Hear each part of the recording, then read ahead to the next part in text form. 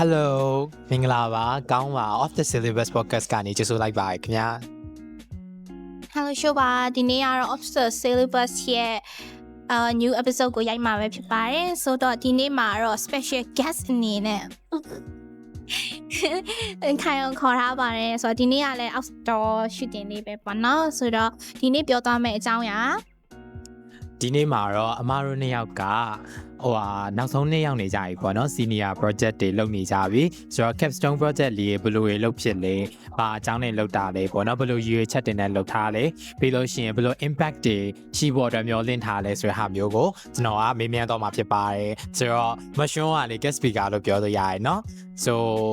တကယ် guest speaker အစစ်အမမိတ်ဆက်ပေးမလားဟုတ်Hello အားလုံးပဲတွေ့ရဝမ်းသာပါတယ်ဒီနေ့ guest speaker အနေနဲ့မချင်မဲ့ပဲ join ဖြစ်တဲ့ခိုင်လို့ခေါ်ပါတယ် Welcome back So ကျွန်တော်ကတော့ question လေးဒီစီစဉ်ထားပြီပေါ့နော်အမားတို့အတွက်ဘာလို့ဆိုတော့ကျွန်တော်ရောအခုဆိုလို့ရှိရင်ဒုတိယနှစ်ကပြီးတော့မယ်ဆိုတော့အဲ့ capstone ကတော့ပွဲရမယ်လူတိုင်းကလောက်ရမှာပဲပေါ့နော်ဆိုတော့အမားတို့ဆရာတွေဘာတွေလုပ်ထားလဲဘယ်လိုမျိုးအတွေ့အကြုံလေးရှိရဆိုတာမျိုးတော့ကျွန်တော်အတွက်သိရလို့ရှိရင်အများကြီးအထောက်အကူဖြစ်တယ်ပြီးလို့ရှိရင်ကျွန်တော်တို့ channel ကိုနားထောင်လေးတွေ့တဲ့မှာလေចောင်းသားတွေအများကြီးပါတဲ့ခါကျတော့သူတို့ရောပဲအဲ့လိုမျိုးစိတ်ဝင်စားကြမယ်လို့ထင်တယ်ပေါ့နော်အဲ့ကြောင့်ဒီ topic လေးကိုလုပ်ဖြစ်သွား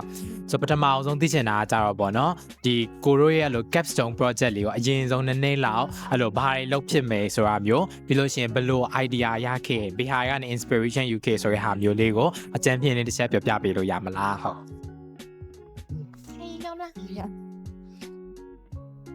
ယမရဲ့ caption project ကိုအရင်မိတ်ဆက်ကမယ်ဆိုရင်သူကတော့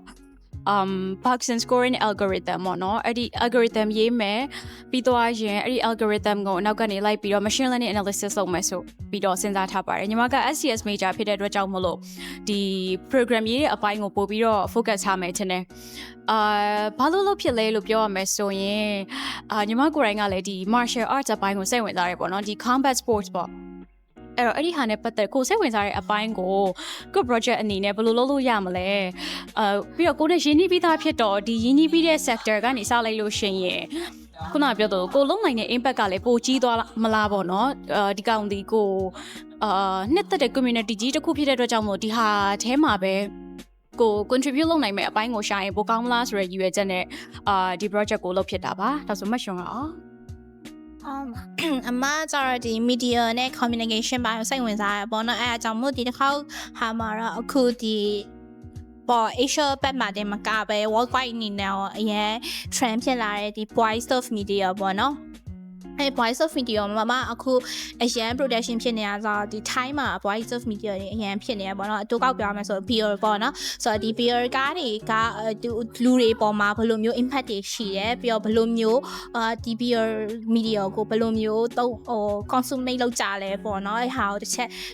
research လုပ်မှာပေါ့နော်တကယ် audience ကတော့ဒီမြန်မာ audience ကိုအဓိက focus ထားပြီးတော့research လုပ်မယ်အဓိကကတော့သူတို့ media consume ဘယ်လိုလုပ်တယ်ပြီးတော့အဲ့ media သူတို့အတွက် impact ဘယ်လိုရှိတယ်ပေါ့နော်အဲ့ဟာ research လုပ်မယ်ပြီးတော့ရလာတဲ့ research data အပေါ်မှာမူတည်ပြီးတော့ short film တွေလုပ်ဖို့စဉ်းစားထားရပေါ့နော်ဆိုတော့ short film ကတော့ fictional character အနေနဲ့ဖြစ်မယ်ဒါပေမဲ့သူ့စီမှာပါမယ်ဒီ storyline တို့ plot တို့ကကြတော့ဒီresearch data အပေါ်မှာမူတည်ပြီးတော့ပြောင်းသွားမှာရှိရပေါ့နော်ဆိုတော့အဓိကအဲ့ဒါလေးလုပ်ဖို့လုပ်ထားပါတယ်ရှင့်ဟုတ်နေရာလုံးဟာလေးကတော်တော်လေးစိတ်ဝင်စားဖို့ကောင်းတယ်ပေါ့နော်အမလုံးမဲ့ဟာဆိုလို့ရှိရင် SDS project မရှွန်အားကြတော့လို့ဒီ PPE ဘက်ကနေလုပ်တော့မှာပေါ့နော်ပြီးတော့လို့ martial arts တွေရောပြီးလို့ရှိရင်လို့ BL movies တွေရဲ့အကြောင်းကိုသူတွေဘယ်လို consume လုပ်လဲဆိုတဲ့ဟာမျိုးတွေကကြတော့ဒီ background အဲ့လို narrative strong ဖြစ်တယ်လို့ထင်တယ်ပေါ့နော် so အဲ့လိုမျိုးစောင့်မျှော်နေပါမယ်ဘယ်လိုမျိုး project လေးဖြစ်လာမလဲဆိုတာပေါ့နော်အဲ့မှာနည်းနည်းထပ်သိချင်တာကြတော့လို့ဒီ capstone project ကအခုမှ senior ကြီးကမှစားလုပ်ကြတာဆိုတဲ့ခါကျတော့ပေါ့နော်ဘယ်လိုမျိုးအခက်အခဲရှိလဲပြီးလို့ရှိရင်ရောအခက်အခဲဖြေရှင်းဖို့အတွက် professor တွေကိုနဲ့ဘယ်လိုမျိုး deal လုပ်ရလဲပေါ့နော်အဲ့လိုမျိုးဟာလေးကိုတော့နည်းနည်းထပ်သိချင်လို့ပါဟုတ်အမစိတ်ထင်ဆိုရင်တော့အဓိကdifficulty ရှိရအရင်ဆုံးမြန်မာနိုင်ငံမှာမို့လို့ပါပြီးပြတ်တော့ပါစေပါဆိုတော့အဓိကပေါ့နော်အမတို့ဒီဆက်စချင်း project proposal ဟာပို့ပြီးတော့ရှုပ်မယ်ထင်တယ်ပေါ့နော်အဓိကကအမတို့project ကို propose လုပ်တဲ့အချိန်မှာအဓိကကအမတို့ရဲ့ project ကဒီဘယ်လိုခေါ်တာအဲ့လို ဖြစ်နိုင်တကယ်ရောဖြစ်နိုင်မှာလားပေါ့နော်အဲ့ဟာကိုအဓိကကဒီအမားတို့တန်းထဲမှာ discussion တွေလုပ်တယ်ပြီးတော့နောက်တစ်ခါကျတော့ဟို CRA နဲ့ဆွေးနွေးတယ် peer review တွေရတယ်ပေါ့နော်အဲ့ဆိုအဓိကကတော့ဒီ project develop စလုပ်တဲ့ဘိုင်းကခက်မယ်လို့ထင်တယ်ပေါ့နော်ပြီးတော့ project develop လုပ်ပြီးတော့မှကိုယ့်ရဲ့ objective ရှာတို့ goal ရှာတို့ပြီးတော့မှအမားတို့ဘယ်လိုမျိုး method တွေနဲ့ research လုပ်မှာလဲပြီးတော့ဘယ်လိုမျိုး result ကိုထွက်ချင်တာလဲပေါ့နော်အဲ့လိုမျိုးလုပ်ရတယ်အဓိက project proposal ပိုင်းကပို့ပြီးတော့ခက်မယ်လို့တော့အမထင်တယ်ပေါ့နော်အမအတွက်လည်းအဲ့ပိုင်းကခက်ဆုံးဆိုတော့လေဆိုတော့ခိုင်ရအောင်အမကန်အမပြောတော့ဒီ feasibility အပိုင်းကတော်တော်လေးခက်တာတော့ညီမလည်းလိုက်ခက်တယ်ညီမcapstone 1မှာတော့ငါဆိုရင်ဒီစဖို့ကိုတော်တော်လေးခက်နေတာကိုကဒီဟာလောက်ချင်တာသိထားပြီလားဒီ idea က fix ဖြစ်သွားပြီလားဆိုတဲ့အပိုင်းပေါ့နော်အဲ့ဒါကတော့အမနဲ့ညီမလည်းသဘောတူတယ်တော်တော်လေးခက်တယ်ညီမတို့ SCS major အပိုင်းမှာကြတော့နောက်ထပ်တစ်ခုပါရှိသေးလဲဆိုတော့တော်တော်လေးတိတိတတ်တာအခက်ခဲရကြတော့ညီမတို့အဲ့လို data တွေလိုက်စုဆောင်းရတာပေါ့နော် publicly ဒီ data တွေရှိတာဟုတ်တယ်ဒါပေမဲ့ဒီ data တွေက reliable ဖြစ်လားညီမတို့အနေနဲ့ဒီကောင်ဒီ graduation project ကြီးတစ်ခုပေါ့နော်အဲ့ဒါကြောင့်မို့ဒီ project ရဲ့ဒီသူ့ရဲ့ကြီးမားတဲ့ size နဲ့ညီတဲ့project ကြီးတစ်ခုရေးရတော့မဲ့အခါမှာဒီ data က reliable ဖြစ်သလားသူ့စီကနေရမယ့် result ကရောအဆင်ပြေပါမလားဆိုတော့ဒီလိုမျိုးထည့်တွေ့ရတဲ့ factor တွေအများကြီးလို့တော့ညီမထင်တယ်ညီမတို့အဲ့ဒါကြောင့်မို့idea က fix ဖြစ်သွားပြီဆိုရင်တော့နောက်မှလိုက်လာတဲ့ data နဲ့ပတ်သက်တဲ့အချက်လက်တွေအခက်ခဲတွေကတော့အများကြီးရှိမယ်လို့တော့ထင်တယ်ဒါကတော့ program မှုဒီနောက်ပိုင်းဆိုညီမတို့ကထပ်တိုးသွားတဲ့ program တွေလည်းများတယ်ဆိုတော့ program for မူတည်ပြီးတော့ကွာသွားမယ်လို့တော့ထင်တယ်ဒါပေမဲ့ညီမတို့လောလောဆယ်တွေ့ရတဲ့ခက်ခဲတွေကတော့feasibility အပိုင်းရှိမယ်ဒါပြီးတော့လို့ရှိရင်လည်းနောက်ထပ်ဆက်လုပ်ရမယ့်အပိုင်းတွေမှာလည်းသူ့ဟာနဲ့သူကတော့ရှိနေသေးတာပါပဲဒါပေမဲ့ညီမတို့ကတော့ manageable လုပ်တိုင်းနေလို့တော့ထင်တယ်ရှင်ဟုတ်ဆိုတော့အဓိကကတော့လို့ဒီ data တွေရဖို့ခက်တာပြီးလို့ရှိရင် data တွေရထားတဲ့ data တွေကမှန်ရဲ့လားပေါ့နော်သူ credibility ဘယ်လောက် credibility yeah sorry it's midterm break ဆိုတော့စာမလုပ်တာကြာတော့လို့ပါ the credibility ဘယ်လောက်ရှိလဲဆိုတဲ့ဟာမျိုးတွေရောပဲပေါ့နော်အဲ့လိုဟာမျိုးတွေစဉ်းစားရတယ်နဲ့မရှုံးပြပြတဲ့ဟာကြာတော့ feasibility ဘယ်လောက်ရှိလဲပေါ့နော်ဒီ realistic ဖြစ်လားတကယ်ရော input လုပ်နိုင်မှာလားကိုယ့်ရဲ့ workload bandwidth အဲ့လိုကို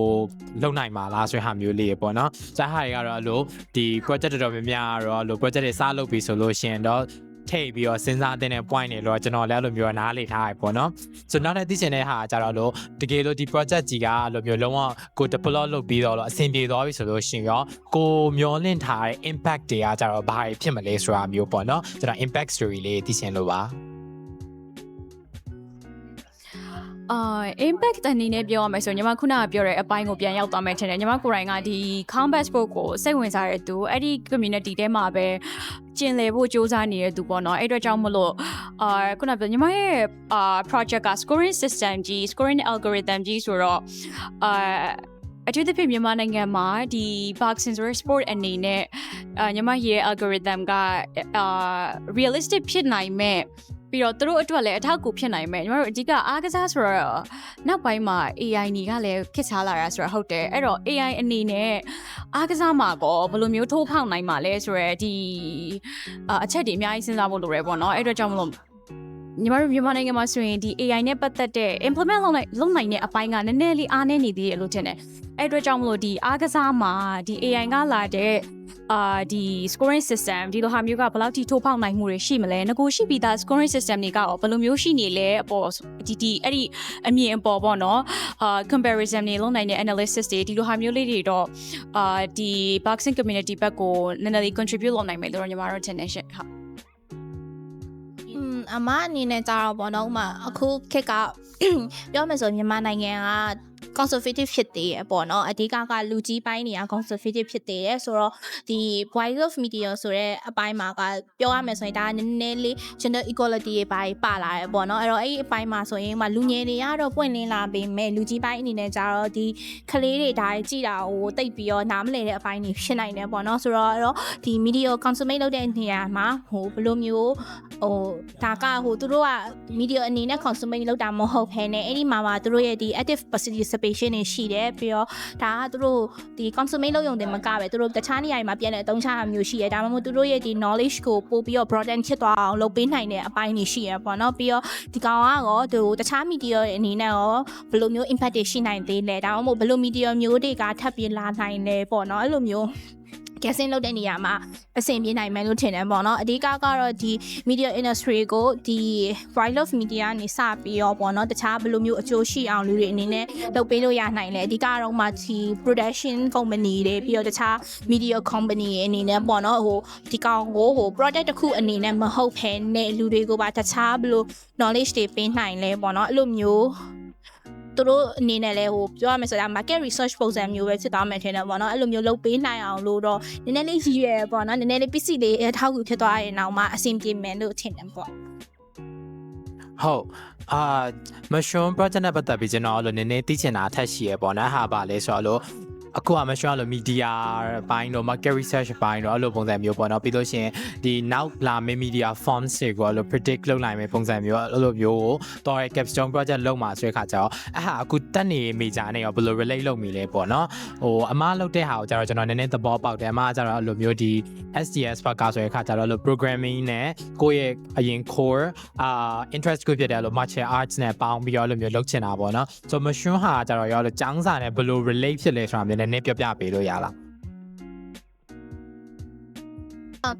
ဆိုတော့ပေါ့နော်အဲ့ဟာကပြောရမယ်ဆိုရင်ပေါ့နော်အခုတခြားပေါ့နော်ဒီပါရမီယာတခြား junior တွေလည်းတည်ကျင်တဲ့အကြောင်းအရာလို့ထင်တယ်တော့ပေါ့နော်ဘာဖြစ်လို့ဆိုတော့အခုကျောင်းမှာက major တွေလည်းအများကြီးဖြစ်လာပြီဒါပေမဲ့ကိုယ့်ရဲ့ major ကိုယ့်အတွက်အရင်တကယ်ရောအသုံးဝင်လာပေါ့နော်ကိုယ့်ရဲ့ future career အတွက်ကောဘယ်လိုမျိုးဆက်ဆက်မှုရှိတယ်ဆိုပြီးတော့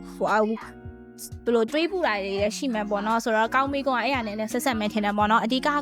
အမဆိုရင် PPE major ဒါပေမဲ့ track ကကြတော့ philosophy track ဒါပေမဲ့အဲ့ရဲ့မှာအမရဲ့ interest ကကြတော့ဒီ media နဲ့ communication ဆိုတော့အမရဲ့ project ကကြတော့ media ပိုင်းဆိုပေမဲ့လည်းတကယ်သွားတဲ့ theory တွေကြတော့ philosophy point of view ကနေပြီးတော့ပြန်ကြည့်မှာပေါ့နော်အဓိကဥမာ fan ရဲ့ participation theory တို့ပြီးတော့နောက်တစ်ခုကကြတော့ဥမာ fan culture theory တို့ပြီးတော့နောက်တစ်ခုကကြတော့ဒီ media မှာတခြား theories တွေအများကြီးရှိသေးတယ်ပေါ့နော်ဥမာactive participation ကဘယ်လိုမျိုးကနေစဉ်းတက်လာတာဒါမှမဟုတ်ရင်ပြောလို့မရဘူးပေါ့နော်အမရဲ့ဒီ project ကနေပြီးတော့ theories အသစ်တွေထွက်လာတိုင်းတယ်ပေါ့နော်ဆိုတော့အဲ့လိုမျိုးဆိုတော့အဓိကကတော့ကိုစိတ်ဝင်စားရနေပေကိုပဲတခြားကိုယ့်ရဲ့ဟိုတက်ကြရ lens ကနေပြီးတော့ပြန်ပြီးတော့ကြည့်လိုက်တဲ့ဟောမျိုးပဲပေါ့နော်အဲ့တော့အဓိကကတော့ဒီ media ကိုမှဟိုဘယ်လိုမျိုးလူတွေနဲ့ communication လုပ်နိုင်လဲဒါတွေရဲ့ဟို origin ကဘယ်ကနေစတင်လာလဲပေါ့နော်အဲ့လိုမျိုးပြန်ကြည့်မှာမျိုးပေါ့နော်အဲ့ခါကျတော့အဲ့လိုမျိုးအမကျတော့အဲ့လို philosophy track ကနေမှဒီဘက်ကအဲ့လိုဒီလူတွေကပေါ့နော်အဲ့လို media တွေပေါ်မှာဘယ်လိုတုံ့ပြန်လဲဆိုရဟာမျိုး theory တွေနဲ့သွားမှာဆိုတော့ I think အဲ့လိုမကြားဘူးပေါ့နော်အရင်တော့ကျွန်တော်ဆိုလို့ရှိရင်တော့ I think like it's like new kind of project for me so အဲ့လိုမျိုးဆိုရခါကျတော့ I'm very much looking forward to it ပါဟုတ်ဆိုတော့ကောင်းနောက်ထပ်သိချင်တာပေါ့နော်အဲ့လိုစောနာဆိုအမပြောရတဲ့မှာ unique ဖြစ်တယ်လို့ထင်တယ်ပေါ့နော်လို့ဒီ philosophy ကနေဒီ media နဲ့နှစ်ခုပေါင်းပြီးတော့ပေါ့နော်ဆိုအမဆိုလို့ရှိရင်ရောပဲအဲ့လိုဒီဟိုဟာနဲ့ AI နဲ့အဲ့လို programming နဲ့ဒီ martial arts နဲ့ကိုပေါင်းတာပေါ့နော်အဲ့လိုပေါင်းဖို့ inspiration อ่ะရောဘယ်လိုမျိုးရလဲအဲ့နှစ်ခုဘယ်လိုချိတ်မိသွားရလဲပေါ့နော်ကိုယ့်အတွက်လို့ naturally ပဲဒီတိုင်းပဲငါကတော့အရင်ကတည်းကဒါကိုစိတ်ဝင်စားတဲ့အတွက်ကြောင့်မလို့ဒီဟာပဲလုပ်ဖြစ်မယ်အဲ့လိုဖြစ်လာလားဒါမှမဟုတ်ပဲနဲ့အဲ့လိုကိုယ့်အတွက်ရောအဲ့လိုမျိုးဘယ်လိုတခြား idea လေးရခဲ့ရမျိုးရှိလားအမဆိုရင်ပြောပြရပေါ့နော်အဲ့လိုမျိုးအစပိုင်းမှာဒါလုပ်ချင်တာတေးချလားဆိုတော့ကိုမသိဘူးဆိုတဲ့ဟာမျိုးပေါ့နော်ဆိုတော့အဲ့လိုတခြားအဲ့လို idea လေးပေါ်လာခဲ့ရရှိလားဒီ idea ဖြစ်လာတဲ့ဒီဘယ်လို narrow down လုပ်ခဲ့လဲဆိုတာလေးရောပြောပြပေးပါညီမကအဓိကဒီ connection မရခင်ညီမရဲ့ project အစကိုပြန်ခေါ်သွားရမယ်ဆိုရင်ညီမကtaekwondo scoring algorithm ကြီးရှိ scoring algorithm track မှာတော့ရောက်ခဲ့ပြီးသားဒါပေမဲ့ဒီ combat sport ထဲကမှ taekwondo လုပ်မယ်ဆိုပြီးတော့ညီမအစတွေးခဲ့တာပေါ့နော်ဒါပေမဲ့ဘာလို့ taekwondo လဲ taekwondo ကနေ boxing ဘာလို့ရောက်သွားရလဲဆိုတော့မေးခွန်းပြန်သွားမယ်ဆိုရင်ခုနပြောသလို data accessibility မရှိတာရဲ့ပါတယ်အဲ့တော့ကြောင့်မို့data accessibility ရှိရဲ့ boxing ဘက်ကိုပြောင်းသွားတယ်ဒါပေမဲ့ဒီ scoring algorithm ကိုဆက်စချင်းကြည့်မယ်ဆိုရင်မပြောင်းလဲသွားဘူးဒီကောင်ကြီးကတော့တခုတည်းပဲဘာလို့လဲဆိုတော့ညီမကိုယ်တိုင်ကညီမပြိုင်ပွဲလဲဝင်ခဲ့ဘူးတယ်ပေါ့နော်အဲ့ခါကျတော့ဒီ scoring algorithm ဒီ referee တွေကအချင်းချင်းဘလို့အမှတ်ပေးတယ်ညီမတို့ဒီ taekwondo ပြိုင်ပွဲကိုမြင်ကြည့်ရမယ်ဆိုရင်ညီမတို့ဒီကွင်းထဲမှာဒိုင်လူကြီးတွေက၄ဘက်မှာဒီလိုမျိုးစောင့်နေရမျိုးပေါ့ဒီအထဲမှာရှိတဲ့ဒီပြိုင်ပွဲကို၄ဘက်ကနေကြည့်ရနှစ်ယောက်ကတစ်ယောက်ကိုကြည့်ရဒီလိုနှစ်ယောက်ကနောက်တစ်ယောက်ကိုကြည့်ရအဲ့ဒါမှဘယ်ဘက်ကလာတဲ့ ညီမတို့ကန်ချက်မဆိုလွတ်မသွားအောင်လို့ပေါ့နော်တစ်ဖက်တည်းကကြည့်လို့ရှိရင်တစ်ဖက်ကကန်ချက်လွတ်သွားနိုင်တယ်မျိုးရှိတယ်အဲ့တော့ကြောင့်မို့ဒီလိုမျိုးနှစ်ထဒီလိုကြည့်ရမျိုးပေါ့နော် diagonally ပေါ့အဲ့လိုမျိုးဆိုတော့ညီမအနေနဲ့ကြည့်ရထူးဆန်းနေပေါ့နော်ကိုရိုက်ဒါပေမဲ့အဲ့ဒီအမှန်တကယ်ပြောရမယ်ဆိုရင်တော့အဲ့ဒီအဲ့ဒါအာယုံမရောက်ခဲ့ဘူးညီမပြိုင်ပွဲဝင်နေရမှာရှိနေရဖြစ်တဲ့အတွက်ကြောင့်မလို့ညီမအနေနဲ့ဒီဟာကိုကျောင်းသူကိုရိုင်း SDS ကျောင်းသူတယောက်အနေနဲ့ဒီဟာကိုကြည့်မယ်ဆိုလို့ရှိရင်အဲ့ဒီကတော့ကောင်းတဲ့တကယ်ဘာမှမရောက်ခဲ့ဘူးဒါပေမဲ့နောက်နေ့ပြန်စဉ်းစားကြည့်တဲ့အခါမှာစိတ်ဝင်စားစရာလို့ထင်တယ်သူတို့ scoring system ကြီးကဒီလိုအလုပ်လုပ်ပါလားဒါဆိုလို့ရှိရင်ကတက်ဝင်ကြည့်ကြည့်မယ်ဆိုတော့အစတော့ဒီတိုင်း curiosity ကနေပဲဝင်ကြည့်ဖြစ်သွားတာဒါပေမဲ့ဒီဟာကိုငါ project အနေနဲ့လုပ်ကြည့်ရင်မစိုးဘူးလားပေါ့အဲ့လိုဟာကနေဖြည်းဖြည်းချင်းဝင်ကြည့်ရင်လည်းဒါကတော့ professor တွေနဲ့လည်းအများကြီးလုပ်ခဲ့တဲ့ discussion တွေလည်းပါတယ်ပေါ့နော်အဲ့ဒီကနေမှ professor တွေရဲ့တိုက်တွန်းမှုဘယ်လိုလုပ်ရင်တော့ဖြစ်နိုင်တဲ့သမီးဒီလိုတိုက်တွန်းမှုအားပေးစကားတွေနဲ့အတူတူဖြစ်လာတဲ့ project ကြီးပေါ့နော်ညီမအနေနဲ့ connection ကိုပြောမယ်ဆိုရင်တော့ညီမကတော့ခုနကပြောသလိုညီမစိတ်ဝင်စားတဲ့ဒီ level တဲကဟာကြီးဖြစ်နေရပြီးတော့ကြောင့်ညီမကိုဒီဆွဲခေါ်နေရအားကြီးတစ်ခုရှိနေရလို့ခံစားမိတယ်အဲအကြောင်းမလို့ဒီဟာဝဲကြီးဖြစ်သွားလို့ညီမကတော့ challenge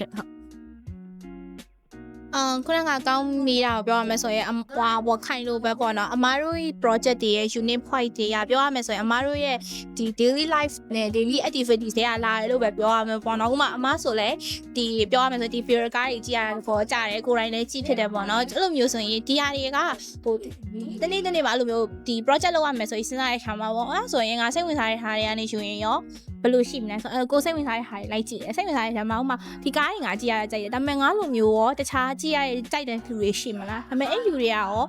ဘာလို့ကြည့်ရကြိုက်လဲဆိုတာကငါနဲ့ဟိုပြောရမှာဆိုကိုနဲ့ဟို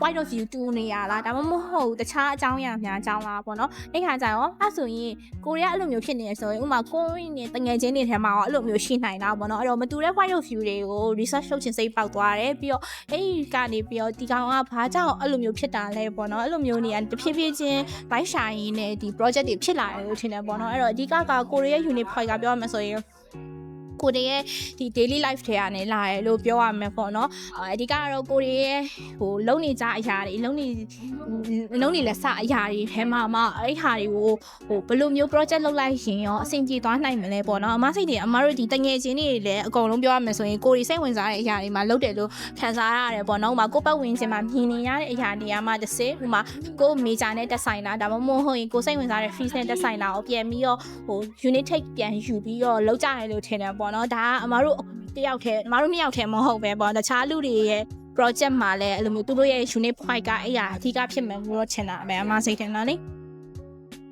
ဟုတ်ဆိုတော့အမားတို့ပြောပြ experience share ပြသွားတဲ့အထက်မှာကျွန်တော်တို့ point 3ခုရလိုက်တယ်ပေါ့နော်အဓိကကတော့အမားတို့ရဲ့ project တွေကအဲ့လို authentic ဖြစ်တယ် authenticity ဖြစ်တယ်ပေါ့နော်ကိုယ့်ရဲ့တကယ်စိတ်ဝင်စားတဲ့ဟာတကယ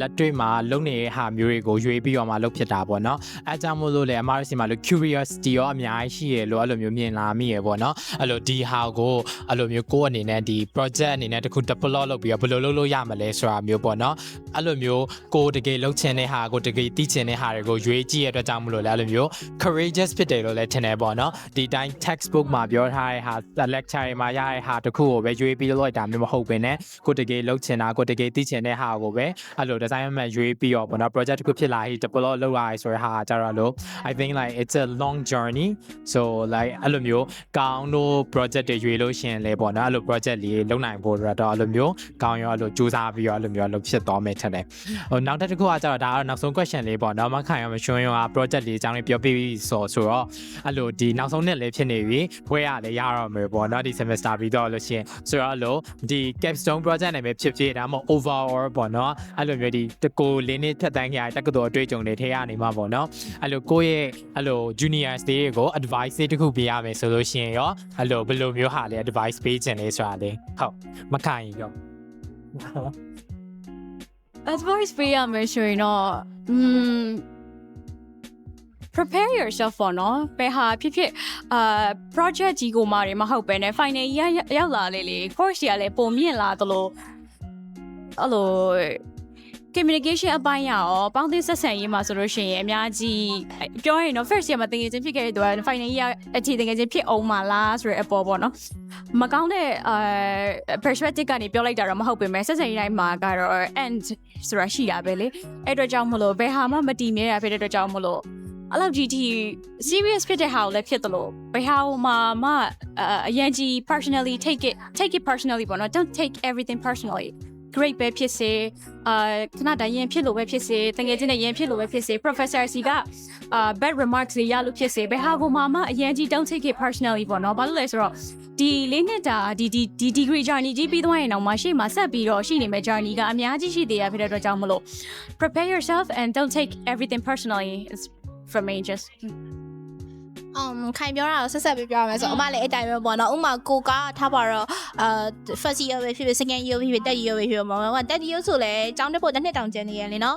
first year ဆိုလဲအရှိမ3နှစ်တောင်ကျန်နေရဆိုပြောရမယ်ဆိုရင်ဘယ်နှစ်ပဲဖြစ်နေပေါ့မှာ last year ဆိုလဲနောက်မှာဥမာထားပါတော့ master ယူဖို့တွေ PhD ယူဖို့ရှိသေးရပေါ့နော်အဲ့တော့ everything can change like especially in this world like အရာတိုင်းကအမြဲတမ်းပြောင်းလဲနေတာပြီးတော့တခုခုကလည်းကို control လုပ်လို့မရတဲ့အရာတွေကလည်းအမြဲတမ်းဖြစ်လာနိုင်တယ်ပေါ့နော်အဲ့တော့အကိုကအဓိကဒီလောကကြီးမှာ flexible ဖြစ်နေဥမာဖြစ်လာတဲ့အများအရာကိုဟိုအမြဲတမ်းအကောင်းဘက်ကတွေးတာမျိုးတော့မဟုတ်ပင်မဲ့ပေါ့နော်ဥမာကိုတက်နိုင်တဲ့လောက်ကိုစွမ်းတဲ့လောက်ပေါ့နော်စူးစမ်းပြီးတော့လုပ်ရင်အကောင်လုံးကအဆင်ပြေသွားတယ်လို့ပဲပြောရမှာပေါ့နော်အဆင်ပြေသွားနိုင်တယ်လို့ပြောမယ်အဓိကကတော့ဥမာလက်မလျှော့ပဲနဲ့အမြဲတမ်း okay ဟာပဲဖြစ်လာကိုကတော့ survive ဖြစ်ရမယ် survive ဖြစ်နိုင်ရမယ်ပေါ့နော်အဲ့လိုမျိုးပဲတွေးထားတယ်ဆိုရင်အကုန်လုံးအဆင်ပြေမယ်လို့ထင်ပါတယ်ရှင့်thank you so much ပါ advice ပြောပေးတော့လို့ပေါ့နော် so ဒီနေ့ episode လေးကတော့ကျွန်တော်တို့ဒီလောက်ထိပါပဲခင်ဗျာအဆုံးထိကြည့်ပေးကြတော့လေကျေးဇူးအများကြီးတင်ပါတယ်ဟိုပါပေါ့နော်ကျွန်တော်တို့ now episode မှာတော့ surprise လေးတစ်ခုရှိရပေါ့နော် so surprise လေးနဲ့တူကျွန်တော်တို့ပြန်လာခဲ့ပါမယ်ဟုတ် everyone let's say goodbye bye